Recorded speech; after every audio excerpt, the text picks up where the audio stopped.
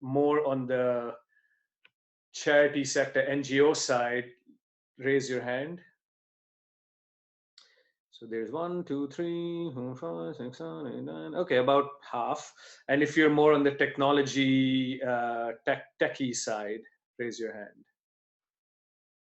Okay, there's slightly fewer. And if you're both, I'm going to raise my hand for that. Okay, so good mix.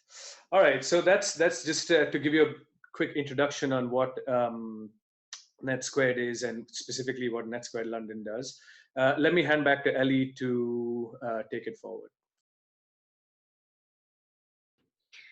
Okay, thank you very much, Sid. Shall we give a quick shout out to other co-organisers? So I'm Ellie from CAST. We've been helping coordinate quite a lot of responses to the COVID-19 crisis across the charity sector, matching some of the amazing charities that are doing brilliant work already with some of the support in the sector that is out there in terms of digital data and design. And we have Kate White as well from Superhighways. Kate, do you want to say hi? Yeah, hi everyone. We support small local charities and community groups in London, use digital. As I'm sure you can imagine, we've been very, very busy helping them set up with remote working and now start to think about bringing face-to-face services online. And we have Matt Murrett. Hi guys, I'm Matt. I'm a co-organiser with these guys. Actually, I'm doing a load of research into coronavirus and responses to it at the moment. So right up my alley today. Fantastic.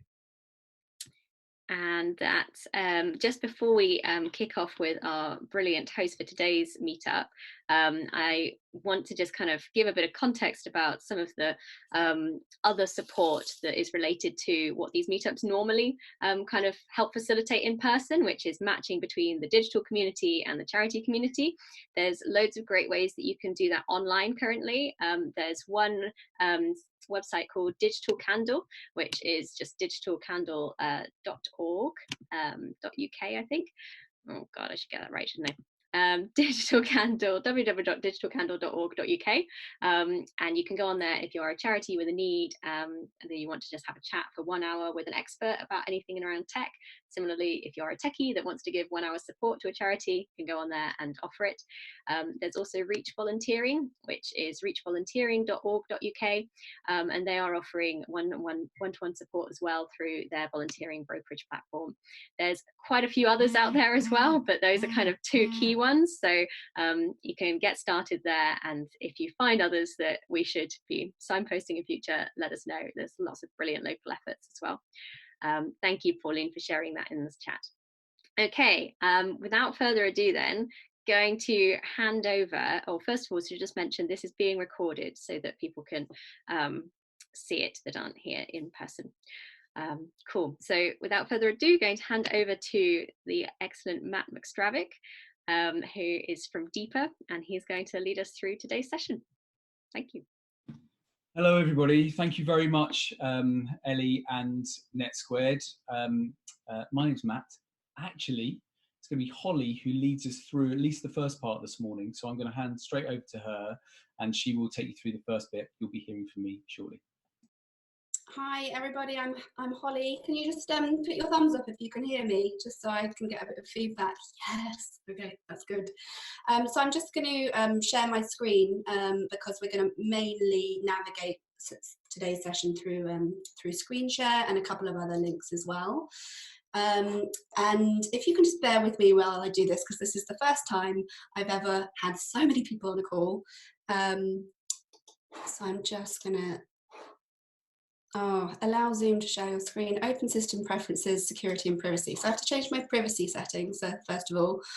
Maybe I'll just hand over to Matt just to introduce himself and also Zara, who we've got on the call while I do that. Yeah, sure, thank you. My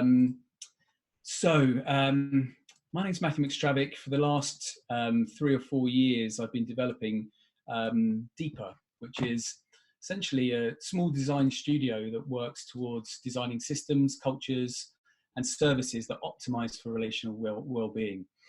I'm joined today by Holly and Zara. Holly is a service designer. She's working with Deepr, also does freelance work. Zara is also a service designer who specialises in EdTech and runs her own business called Enroll Yourself, which is an amazing peer learning platform that we're going to reference later on as we go. We're going to take you through some of the work that we've been doing lately, focused specifically on a response for COVID-19 and the digital services that charities are rapidly developing. And also to take you back to kind of some of the grounding work that we've done, working mainly offline in developing relational well-being in systems and services. And we know this is usually a meetup, and there's various points where we're going to ask you to get involved as well. And Zara is going to be in the main guiding us through some of that and feeding back what comes through in the way that we work.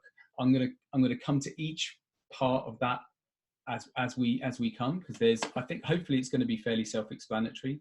There's a few things to go through as we get there. How are you getting on, Holly? I'm back. I had to leave Zoom, which was going to chuck all of you off because I'm also a host, and so I just had to navigate all of that. But I think I'm back, and I'm going to try now. Yes, there's not an exclamation mark. Okay. So let's just put my Zoom over here, and hopefully you all can see, and maybe just gives me a thumbs up if you can see that first page. Yeah, lovely, great. So welcome. Matt, you've probably already introduced who we are and sort of a little bit about what we're doing, but you can see our beautiful profile pictures here. I'm going to be sharing the slides, which I've already failed at first, so hey, let's celebrate that. And Matt's going to be sharing a lot of content today, and we've got Zara joining us as well. Give us a wave, Zara. She's going to be monitoring the responses and some of the questions and things like that.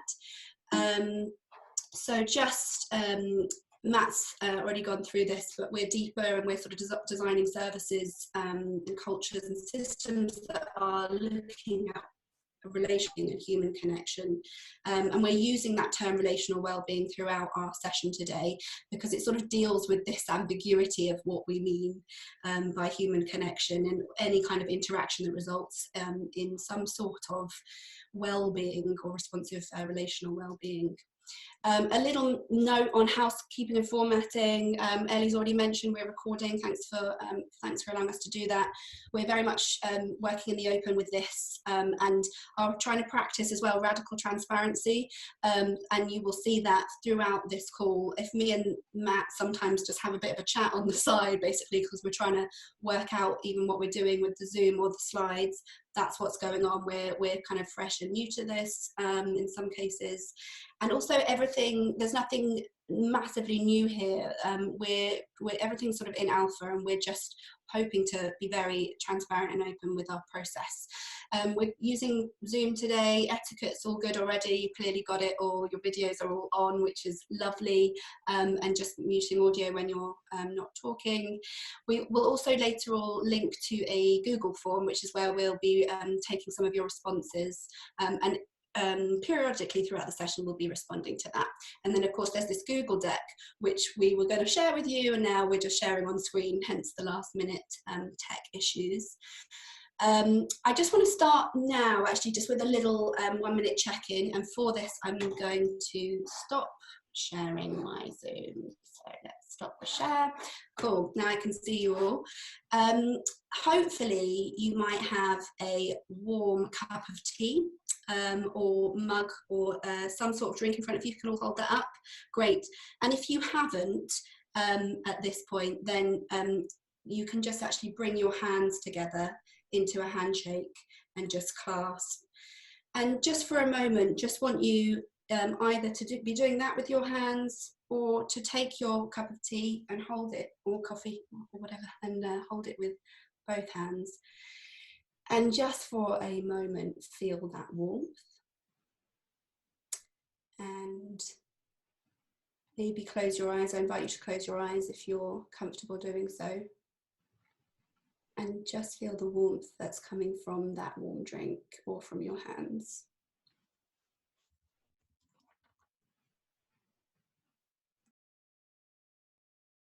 Okay. That's just a little moment to feel the warmth from the tea and also feel the warmth from me, hopefully, kind of sending that across to you in this moment that we're all together. I'm going to go back and share my screen now.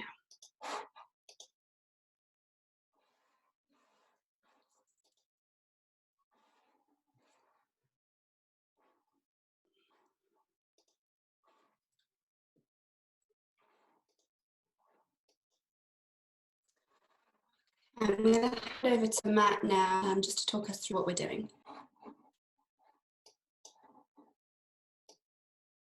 Thank you, Holly. So yes, so whilst working, having worked in this space for some time, the context of this work really does sit squarely within this COVID-19 pandemic.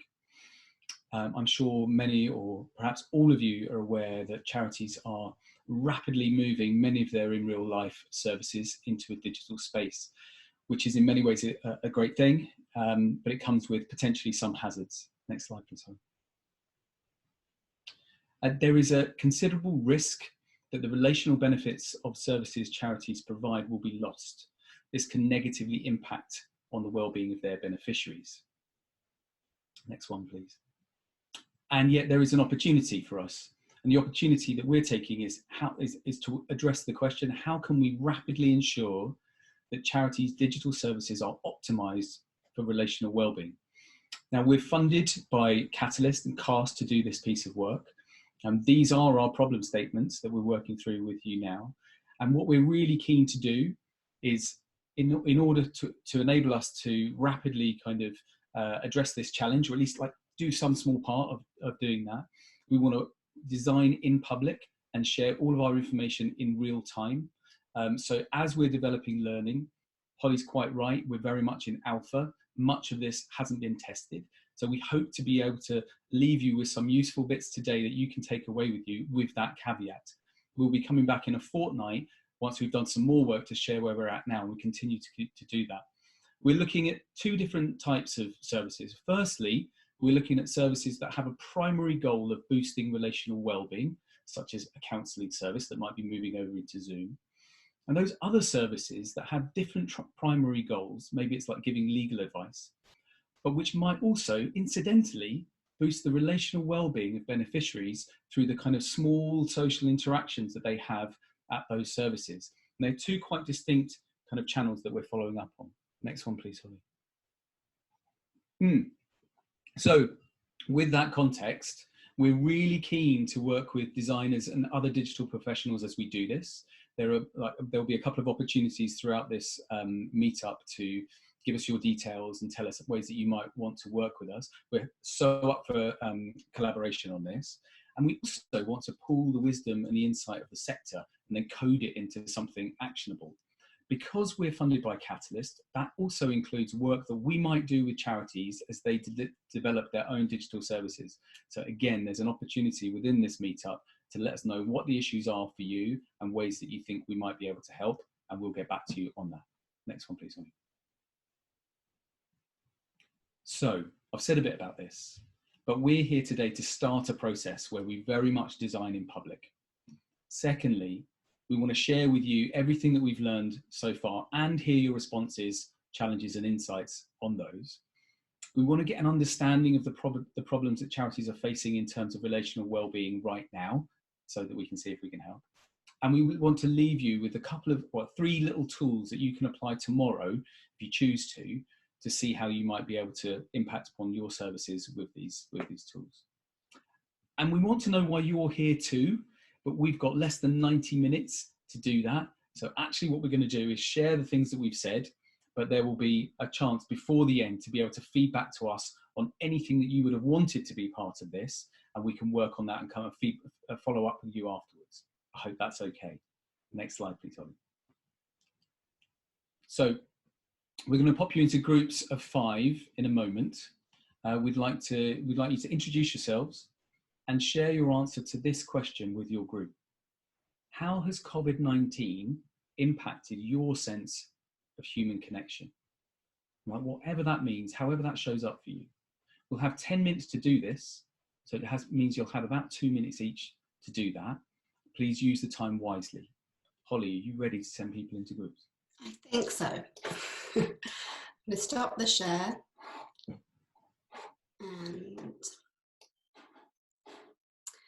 And so I actually haven't got the breakout option, possibly because I had to rejoin and may not have been made as a host again by Ellie. But simply I was just going to put it into groups of 5 on the breakouts. I'm not sure if Ellie is able to do that or is able to change the permissions. Ah, there we go. Thanks, love. Cool. Right, someone's got to be good at maths. Assign 42 participants to how many rooms to get groups of 5? Oh, here we go. No, it's telling me. I didn't do maths, as you can tell. 5 to 6. Okay, we're going to go into 9 different rooms with 4 to 5 participants each. Here we go.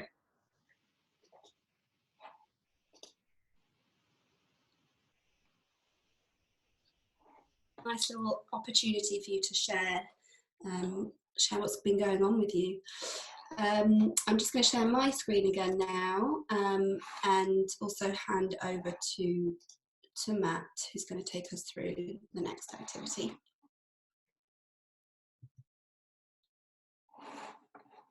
Matt, you're muted.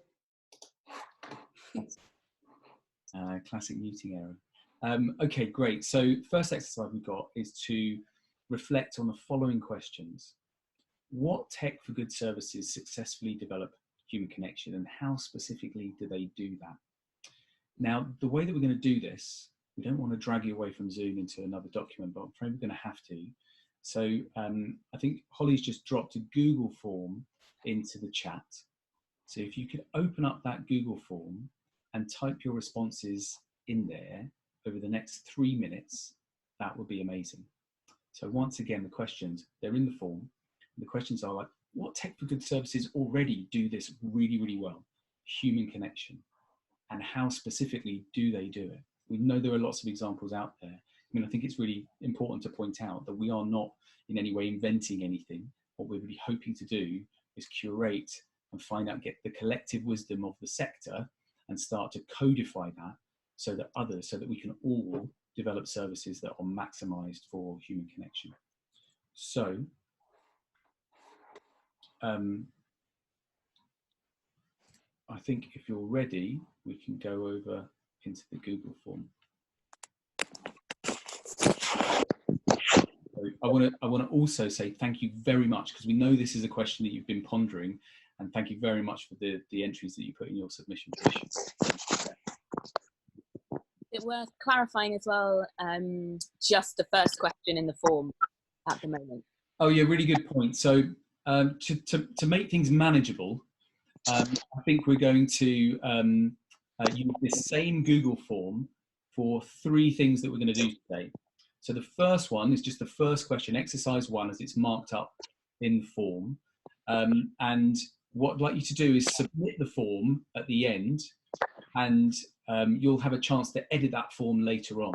So if you submit it, then Zara can have a look at all the entries, all the things that people have put into that form. You can too, but we can refer back to them, and then we'll get you to open up that same form again later on and enter some more details into that.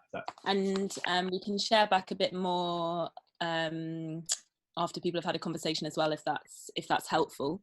But I mean, I think some patterns that I can already spot in the back end of the form are about how services do this really well. And one theme that is certainly coming through is about actually mirroring natural in-person connection more closely using digital technology to get over some of the hurdles. So there's an example in there of Remo or Remo.co. So someone's written about online tables where you can join and start a video chat with others on your table, just like meeting in a social environment. And I think that's really interesting. Like, how do you actually get some of those more serendipitous dynamics that you might get in a social space? How do you bring that online?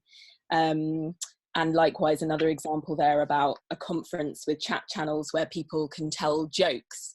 So how do you reflect the kind of conversation you might have with your comrades next to you if you were at a live conference? So that feels like one theme. Another theme that's coming out in there is around sort of various modes of communication. So services that actually don't just stick to one homogenous method of communication like chat, but actually bring in video and different elements, different media. And I suppose what that maybe is doing is mirroring the variety that you get in real life and real relationship dynamics, perhaps. Yeah, I think that's what I've got so far, but I can feedback a bit more after people have had a chat. Yeah, that's amazing. Thank you. Holly, next slide, please. Okay, so yeah, I'm going to give you a bit of a download of the work so far. Please pop any comments, thoughts or questions into the Zoom chat. Zara will be keeping an eye on those and we'll have a chance to come back to them. Next slide, please. Oh yes, please do submit the form. You'll have a chance to edit that form later on. Yeah, thanks for asking. Okay, so if we just zoom back a little bit before COVID-19, if you remember those days, it feels like we've been with this for a long time, doesn't it? This is a piece of research done by the Joe Cox Loneliness Commission. There are over 9 million people in this country who are always or often lonely. Loneliness is now treated the same as at the same level as obesity and smoking in its threat to public health.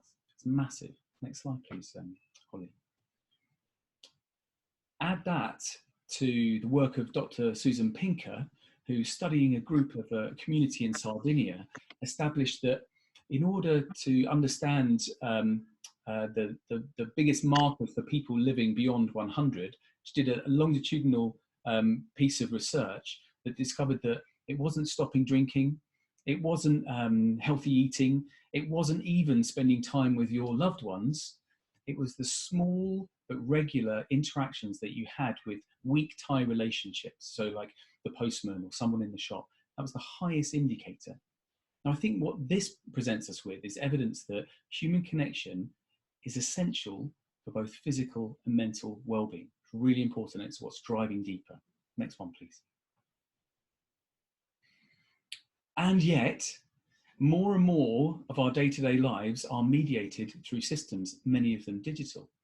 It means that we're not genuinely seeing each other a lot of the time, and we're not being seen either. And this has a detrimental effect on our well-being.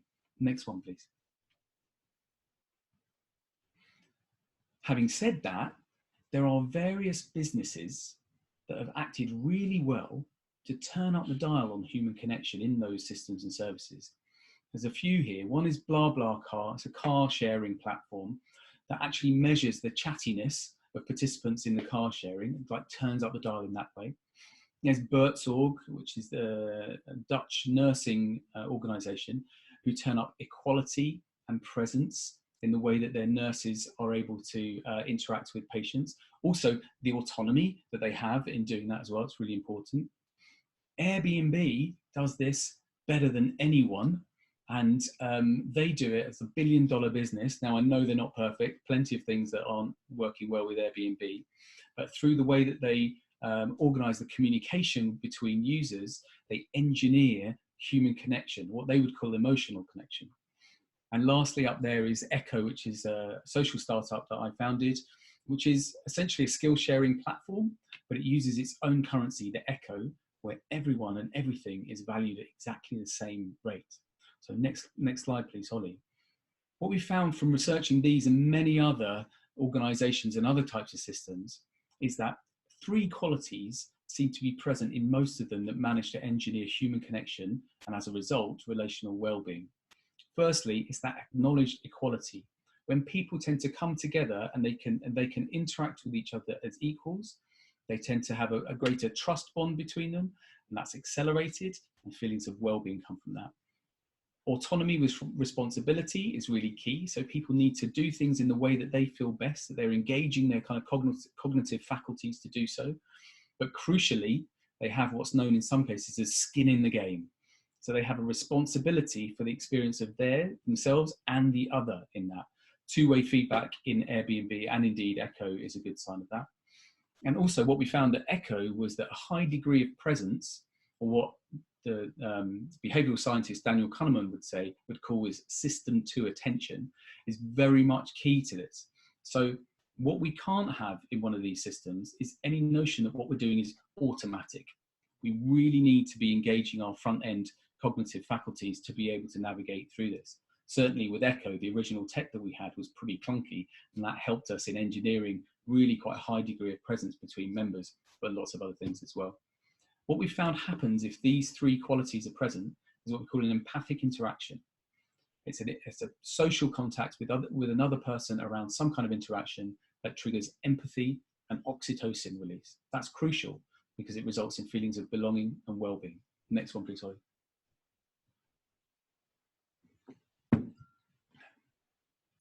So imagine for a moment all the smiles, all the chit-chat, all the cups of tea and all the biscuits that are eaten in the charities across this country every day, all the relational well-being that's developed in that way by almost 200,000 charities in the UK. That's massive. And largely, the tap has just been turned off. And I think that gives me a real idea of how big this challenge is and how important it is that using various small devices, we do everything that we can to weave human connection into new digital services that will be replacing offline interaction. Next one, please, Holly. So I'm going to move on to some of the things specifically that we found out in this research that is live right now. And we're going to try out a few things in a moment. I think something that we really want to make clear is that we're just finding out quite a lot of this stuff. It's really emergent, and therefore it's what we call in alpha.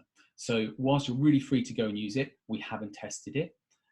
We're just developing experiments and hopefully with you, some opportunities to work in these ways. That we're used to very well working offline on this, working online in this way is relatively new to us. So also, just so that it's been said, what we would recommend is that you always speak to your users about what their needs are, both at the beginning of a project and constantly throughout. That you choose the smallest version of your solution that you can think of, even if you need to break that apart into small components and prototype those, test those with users, and make changes to your service and to the ways of people interacting with each other accordingly, iteratively. Thank you. So moving on. So there's a couple of different ways that we approach this. We call them top down and bottom up. Top down are tools that we use our sort of front end rational mammalian brains for. So two-way feedback is quite a good example of that. We know that there's two-way feedback, so I know that I should give you positive feedback if I want to expect positive feedback from you. So I need to be concerned with your experience of an interaction. That's top down. Bottom up are interventions or tools that impact upon our nervous system, bringing visceral and physiological reactions in people. Holding a warm mug of tea, as Holly modelled and we all practiced early on, that's a really good way of doing that. I'll say a little bit more about those now. So firstly, physical warmth and touch by proxy. So we found, and this is borne out by really good research, that holding a hot drink when you meet people for the first time makes you more disposed to be empathic with them and think of them warmly and to develop trust amongst them. Something that we might try later is a self-hug. Feels weird when you do it the first time, really works. There are others here, hand on heart, eye-gazing meditations, self-hand holding as well, and even mutual silence, so being silent in a large group of people online. These are all tools that we can use through Zoom and other digital means of communication that actually turn up the dial on human connection in small ways. Now, they don't all work for all people all the time. These are like tools in the toolbox to kind of experiment with. Secondly, synchronous activity. Now, we kind of instinctively know that singing in harmony, dancing with other people, even clapping with other people feels good, right? We do it at parties, we love it. But actually, if you look at the anthropological research, it's synchronous activity and almost any synchronous activity. So it could be clicking a mouse in time with other people. It could even be breathing in sync with other people. So immediately I can see ways that this can be kind of built on top of existing Zoom counseling sessions or other, where we just want to use tools that really help people to connect and crucially gain a well-being benefit from that. You know, feel a little bit better from doing that. Thirdly on here, we've got asynchronous human connection. Now, not all services are going to be transferred into Zoom. Many are going to be through digital triage or other static or semi-static digital tools. And what we'd recommend and what we found is that actually, even when you use text, when you need to express information in text, if you can put voice messages there as well, that really helps people to develop a greater sense of human connection when they do that. Similarly, reciprocity, making sure there's something to gain, something to share at every point. When we develop digital services, we're always looking for ways that if we're asking for something from people, then we're giving them something at the same time. And the same is true. This is a way of reducing difference between the service receiver and the service provider. It's creating that equality. Tone of voice, crucial. I want to make a joke about, goes without saying, but I won't do that. Meeting expectations is also really important. So do what you say you're going to do. I'm sure you do this anyway, but it's just really important. It's something that we found really impacts upon people's sense of human connection, is if their expectations are met. And lastly on that, real names, real faces, wherever possible. Whilst acknowledging, we know some people, anonymity is crucial, and for some digital services, that's what they're able to do that you can't do offline as easily, and we know that's really important. Lastly on this, we call it manage vulnerability. So something that Holly said earlier on was that we're going to work with each other like really openly in this process. So if something comes up, if I'm saying something or if I've missed something, then Holly might chip in and give me a heads up. Do you know what? We're pretty good at what we do, but we're not infallible, and we're really happy for you to be able to see that, because we also know that that's really important when you're working with service users, that you kind of show a little bit of that managed reciprocity. We also practice radical transparency, which is more of what I was saying about. It's crucial to remember the right level of sharing. You're the best judges of that. But what we're trying to do, again, is reduce difference and separation. Thanks. Next one, please, Holly. I want to add some bonus nuggets in here. These are things that we know quite well, but we wanted to share them with you because they might be useful. Peer power. Now, engaging your beneficiaries as peers with you and with other beneficiaries does very well at both running great services, but also in developing human connection within those. Ground Force is a great charity, a homeless charity for which it's woven through everything they do. And Enroll Yourself, Zara's business, is a peer learning platform that enables people to learn side by side each other, supporting each other as peers. And it has distinct benefits from doing that, not least of all, generating human connection. Just want to throw that one in there. And next, connection starts with you. Now, we've done a lot of work with organizations on their internal cultures. And what we've found is that your internal culture is likely to manifest in the service that you deliver, however hard you might want that not to happen. So take time to develop your internal culture, even if it's with your immediate team. And there's a couple of ways that you can do that. We've worked with CAST last year to develop some of this stuff. So one thing is what we call whole person check-ins. We will be sharing this deck, and there are some links in here that you can have a look at. What I mean by that is when we start meetings, in fact, when we start meetings, we go around the table and ask, how are you doing today? What do you want to bring to this meeting? And what do you want to walk away with? And that how are you doing today is really important, because in a managed way, it allows us to bring in stuff that's happening outside the room, maybe outside of work, and just kind of sharing it amongst the team.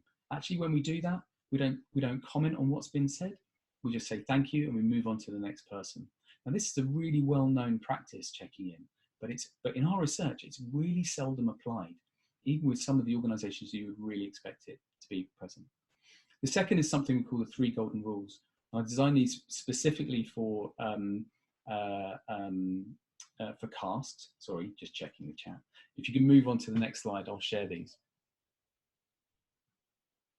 Now this is a screen grab from a guide to great interactions, which we've linked to and which we'll share. This is a cast product. So these are 3 rules that if we do these within our cultures, we hope that they will trickle down and they will manifest in lots of different ways. The first one is ask for help every day. Now, we all regularly offer people help, I'm sure we do, but actually it's asking for help that does this, because it shows a little bit of vulnerability and it builds connection. The second is reflecting back what you've heard before you respond. Now, sometimes we call this active listening, and we respond, we feed back to people almost precisely what they've said in their words. And although this feels a little bit weird to sort of do, it inevitably is really appreciated by people. Sometimes when they hear their own words back, they feel much more heard, and it even enters the brain and is dealt with a different part of your frontal cortex. So it's really important to do that. And one other thing that we do is say what you've appreciated in someone every day. And we would encourage using that very word, appreciate, because it's something really specific. Although it's a really common word, it's not something that we use in our day-to-day work that as much as we could do. So it's just really important to use that word because it really makes it clear that what we're saying is real value. And all of these things, they help for good cultures within teams, and they help for human connection. Next one, please. Okay, I feel like that's a real download from me. Apologies. Hopefully there was some good bits in there. I've got, I'm wondering what's come up in the chat that I could respond to if useful. What have you got, Zara? Yeah, so there are a few resources and things that people have been sharing on here. So Pauline sharing 5 different poses for hugs you can do. So if you're interested in the self-hug idea and how to facilitate in the online space, that's there. And also some other suggestions about quizzes, starting the day with check-ins. There's one question that you might want to speak to, Matt, from David, asking why just charities and not other types of community organisations. So this was earlier on when you began talking. Yeah, why not other types of community organisations that cannot register as charities? Yeah, I can speak to that point directly. So at Cast Catalyst, who are funding us, and Ellie might want to speak to this point because it might have changed, but initially in year 1 of Catalyst, we were focused specifically on charities for the support that we gave. That might change. So Ellie, is there any update on that? There's no update on that, but I'd say this is universally applicable stuff. You know, I mean, everybody, a lot of community groups, unregistered or registered, have got great relational cultures that they're working on and evolving all the time as well. So yeah, I think there's no boundaries to wisdom, is there? So use it as far and as usefully as you wish, I'd say. Absolutely, lovely. So I think, I was just referring to charities as the organisations that we might support as part of this work, but we'd definitely be interested in hearing from other organisations as well. I love some of these other details and interventions. And Pauline, yeah, you can absolutely use that turning the tap off phrase. That's now yours. Right, okay. I think it's time to move on.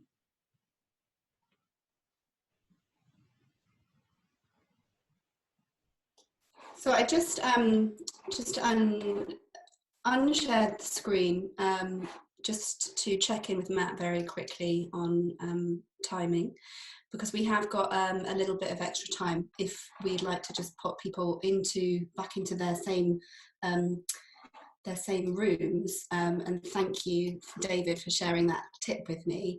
And just to have a bit of a reflection and a sort of chat on what you've just heard, that I think we could do that for 5 or 6 minutes. Does that feel like a good thing to do? We want to have a bit of a chat? Okay, cool. I think I'm going to open all the same rooms as before. Please forgive me if you're with different people, but I think I'm going to get this right.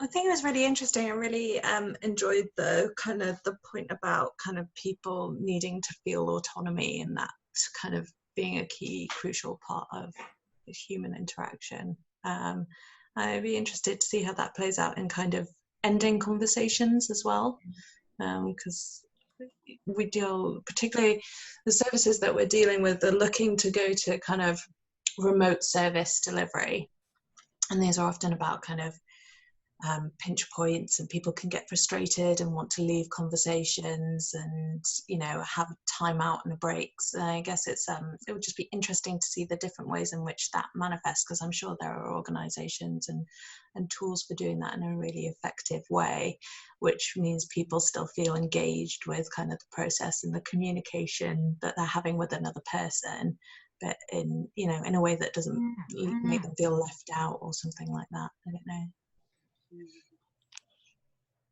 I wonder how that happens in the non-online world. So I thought it was quite interesting what I think Matt was saying, that one of the things to try and do would be to try and mirror the practices that we have to the degree that is possible. Obviously, I don't know the context, but that came to my mind. I thought, I wonder how do people take space and you know, when they are in person together. I loved a lot of those nuggets. I'm glad we get the slides, because I just started scribbling down, but I think we will get access to them. Feels like there's a few things straight away just from that I'd love to offer. Even if it's initially internally first within our organization, now that we're trying to find ways of, well, yeah, working in a different way. So yeah, quite a lot there, I think, that can be used. One thing that's really coming up for me is actually, like, what this whole situation has brought up is actually digital poverty and actual poverty, and how actually can we make these, because this is very focused on sort of things like Zoom and being able to have access to these different tools, but actually what if we only have access to somebody who has a phone and lives in temporary accommodation, who might not have an internet connection, doesn't have that much data, and like, again, with colleagues, like a lot of our colleagues are living in shared houses with dodgy internet connections. I had a colleague at my last job had to work from the bathroom last week. Wow. So I think, you know, I'm wondering how we can sort of bring those considerations in as well. I particularly like the point about those kind of like the focus on the more static tools like voice notes. I thought that was really interesting. But yeah, actually I completely echo your point. Another issue that we're finding is how, because so much of our kind of service delivery is now being taken online, how do you even tell people that it's still there but it's online if they don't have access to, particularly because we used to use in-person points of contact like libraries, etc., to be able to signpost people to service, but obviously people can't go out and access libraries or community centres like that anymore, so it's kind of rebuilding those networks, I suppose. I mean, my previous organisation was in, we worked with women in prison, so I think one of the things that's really coming up there is actually how are they going to reach out to women who are literally leaving prison in this moment, you know. I think there's definitely sort of that issue when we're talking about service users. How do we overcome that right now? I think Matt's point at the beginning about just like that understanding where about the users first and foremost before launching into any of these things is so crucial there, right? Because then hopefully you get a bit of a sense of like, who have they come into contact with, what touch points with information do they still have, what could be a good kind of vehicle to kind of share that information with them, like what stuff are they, what devices are they using. It's a really good point, actually. I think you could probably even on, I wonder how you could do things like the synchronous activities. I think might be a little bit harder to do if you've just got sort of phones that you're like basic feature phones you're working with. I wonder if there could be a way of doing that, bringing everybody together. I think one beautiful example that is not digital but that is kind of bringing people together at the moment is the Clap for Carers, where everybody's kind of got a time exact at least set. So maybe there's ways to kind of create that in with beneficiary groups as well to do certain things. Oh, lots to dig into. Yeah. No, it's such an important. Everybody, welcome back. I love it. Like, go, come. So I'm not going to share my screen again right now, because actually I hope you had a nice little chat about some of those things, and now we just want to try a couple all together, if that's okay. And so one thing I'd like you to do actually is to unmute yourself. I think I could also probably do that as well, but if you could all just unmute yourself so that we can hear everyone, that's nice. And we're going to first of all start off with a self-hug, which I'm going to lead. It's only going to take a minute, but if you can all unmute yourself and have your video on, that would be great, and then I can see you all, which is lovely. Make sure, yeah, there we go. So if you all sit up as straight as you're possibly able to, and just kind of feel a little bit of length in your spine, and bring your shoulders down a little touch. And if you could all just raise your arms, if you're able to, please, in front of you, as I'm doing, and then cross over one hand over the other, and then take it all the way around as far as you can reach. See if you can touch your back, or even grab your shoulder blades maybe. And then I'll invite you just to close your eyes if you feel comfortable, and to squeeze yourself and take a few nice deep breaths.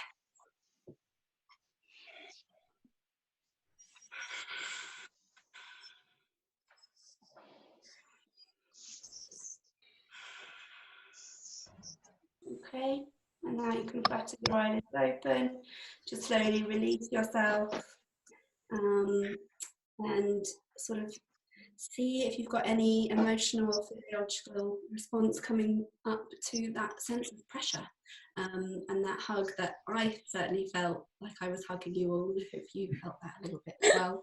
And I'd just love to do a little, like, I call it Roman voting, as in just to understand whether people, like, how that felt for people, whether that felt good. So that would be like, sorry, one thumbs up, whether that was like all right, or whether like you really didn't like that, and that's cool. So if everyone can, Matt's going to do a screen grab, if everyone can just be like, where are you at with that activity? Like, love it, okay, and I hate it. If we go 3, 2, 1, hands up. I mean, I love it, obviously. I think you can probably all tell I'm a physical person. And Matt, are you able to, if you keep all your hands up, if got it, Matt captured. grab you. Cool, okay, nice. Okay, so the next one I'm going to do, just to try it out, and I haven't done this before, so bear with me, is synchronous breathing. So I just want us to all breathe together at the same time. I was going to show you a video with a sort of pattern where we could follow the pattern of breath, but it got too complicated. So I'm just going to breathe quite loudly and see if you can breathe with me. And of course, if we all have different breath counts, that's okay. But just asking you, like, very much to have a very audible breath. So when you're breathing in, kind of, I know someone, yoga with Adrian, she talks about catching a wave. You can kind of hear the wave, and then breathing out, breathe out through your mouth so that we can all hear it, if that makes sense. Okay, so if we all just take a moment again to settle down. I like to close my eyes. It just takes out any distraction. Feel free to do so if you feel comfortable. And if we all now take a deep breath in through the nose, and out through the mouth. And in through the nose, out through the mouth. And in through the nose, out through the mouth. And I'll just leave a bit of silence now to breathe by yourself.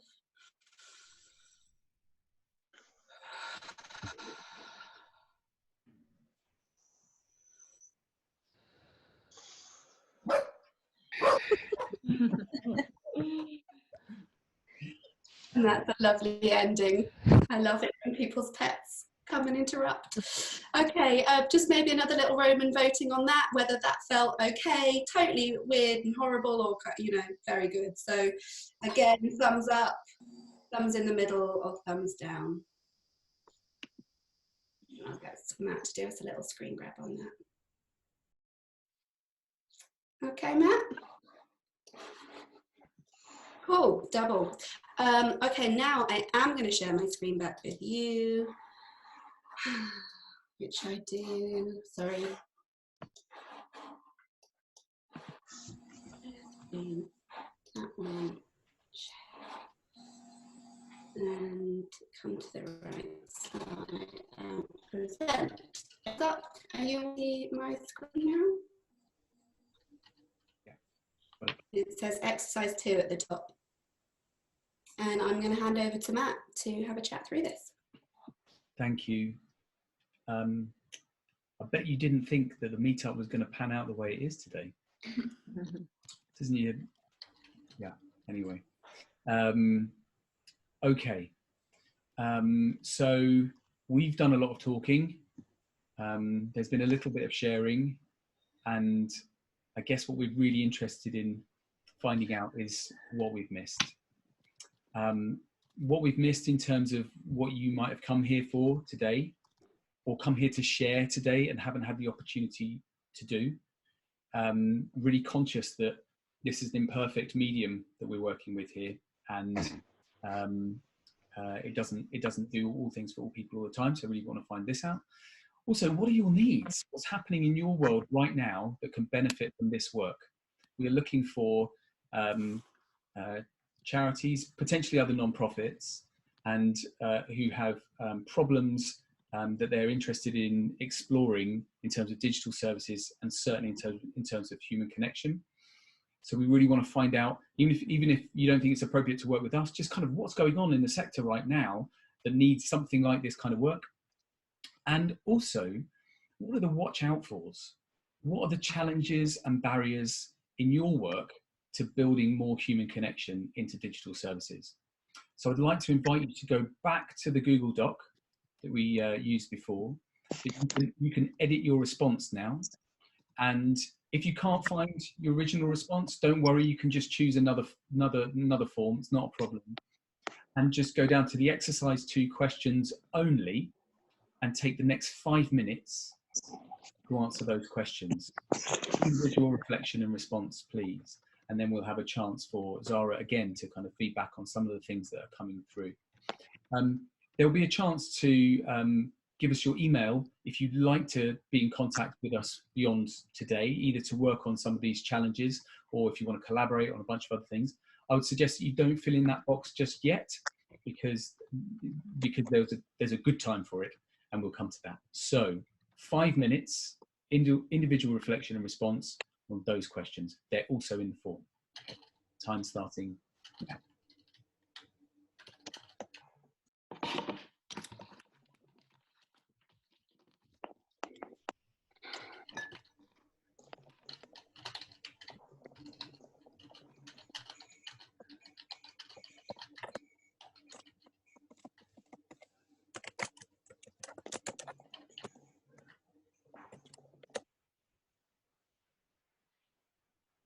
I wondered if I could just feedback a couple of things that have come up on the chat while Zara's looking at the responses to the exercise.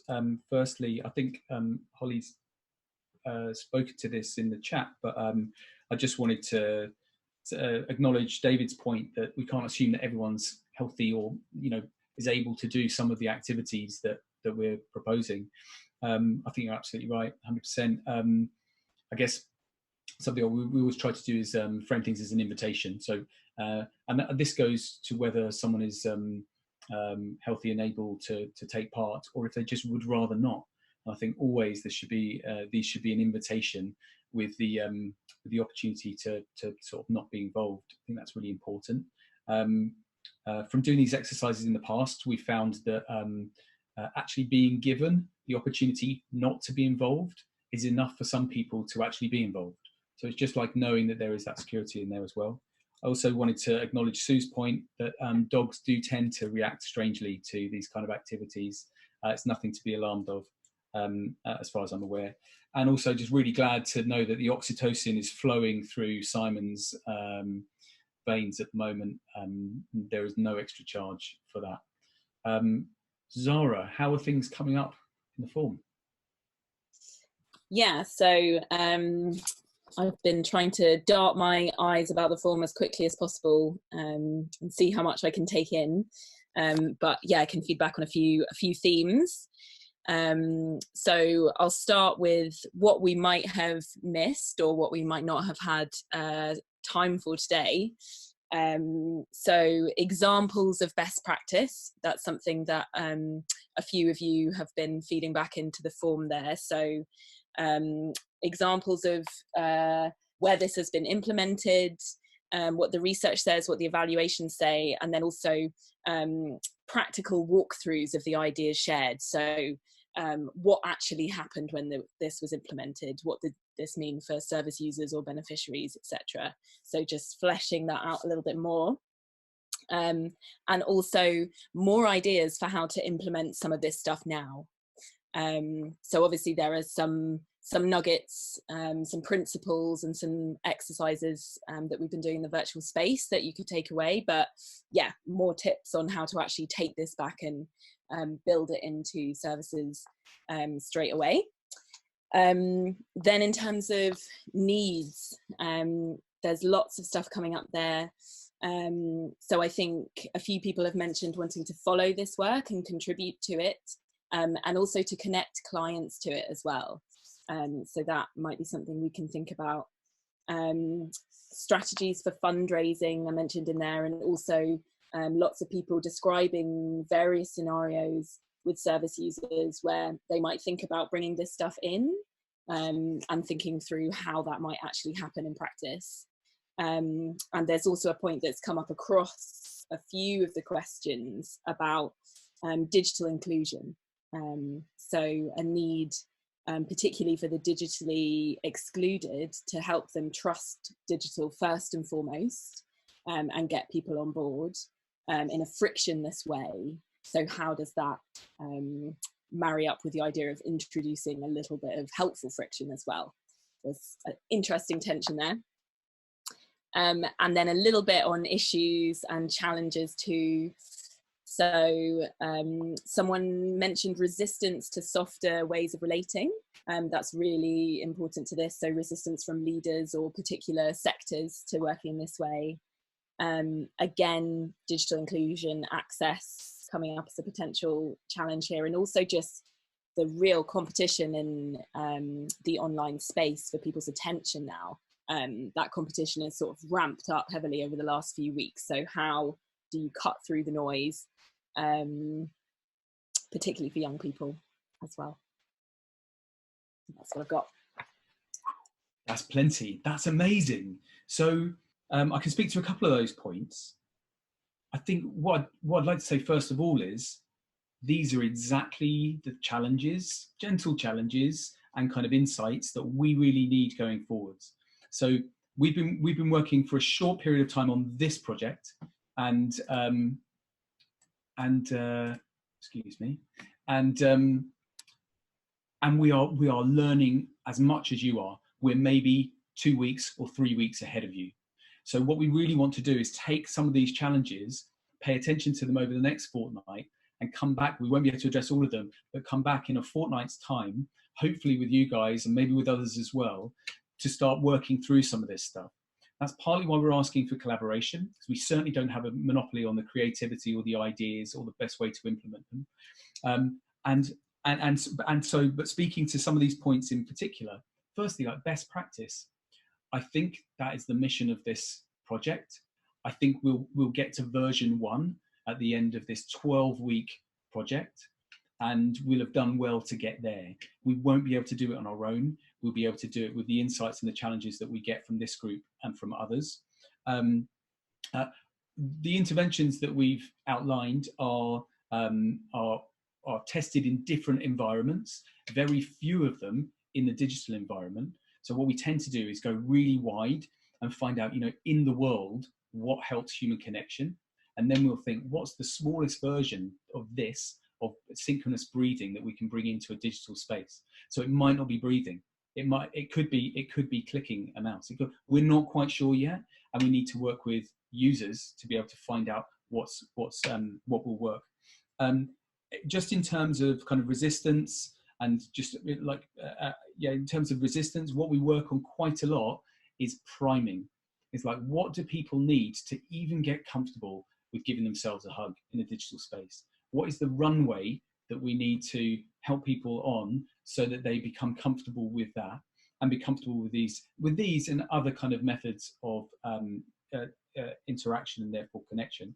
And also, one other thing I would say is that what we've been focusing on today are what we think are, what we hear are the most pressing needs for charities right now. And that is very much in this kind of Zoom digital space where we're trying to take face-to-face service and replicate them online. So what we've been focusing less on is UX and UI in less synchronous activities, and how we can work on that. That comes a little bit later. I think that's all I can say right now on those points. Holly. Yeah, I want to say thank you so much for this, but also to go back to our screen share now, just to share the final sort of key takeaways and our next steps, some of which Matt's mentioned. So I'm just going to do that now.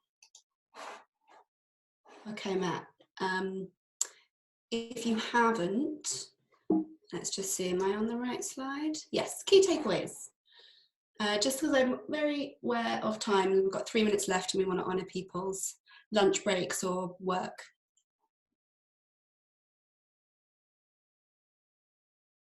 Thank you. Yes, so 3 small things we think are really important.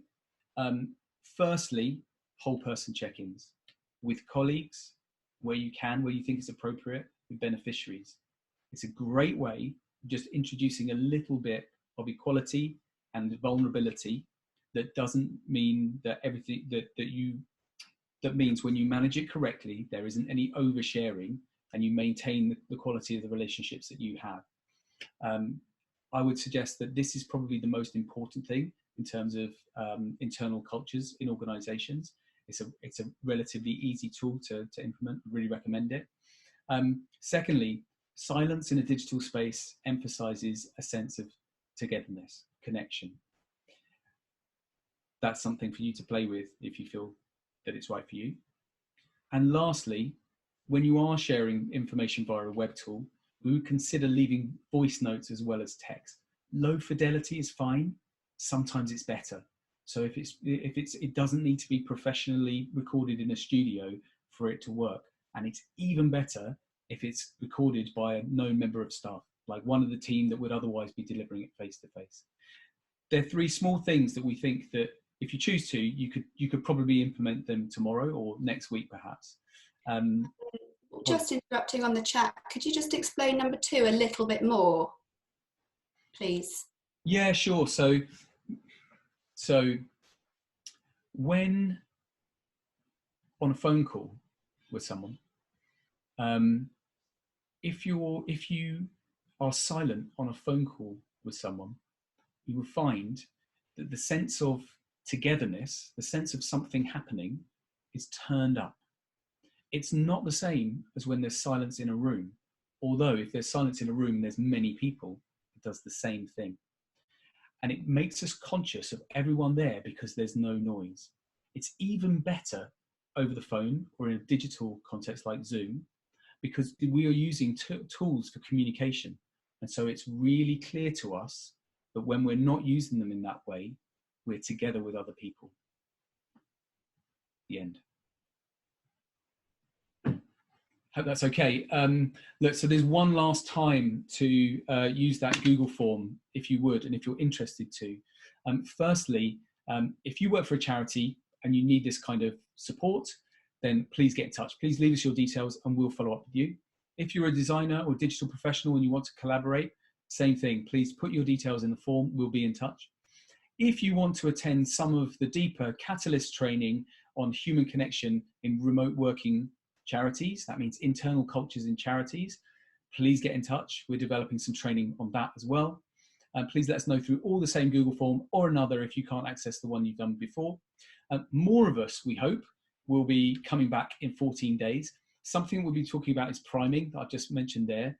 The other thing that we'll be talking about is the vagus nerve and heart rate variation, which is the way that we intend to test some of these interventions with organizations. It's a really simple way of understanding people's heart rate variation, which gives a really good indication of their sense of well-being at any given moment. We'll talk a lot about those and for your input as well. What we're going to do to close is firstly to say thank you for being here today. I really felt a great sense of connection when I was giving myself a self-hug, and so I want to thank you for that sense. I really felt it. It was brilliant. Lastly, what we're going to do is split everyone into the same groups again. We realise that we haven't given everyone a chance just to connect, and we know this is a meetup. So we're going to keep this channel open for another 20 or 25 minutes. You'll have a warning when we're going to close, but we wanted to do that. If you have to scoot off, that's also no problem. So from me, I guess from Elia, from Zara, just thank you so much for being part of this. We hope that you'll continue to be.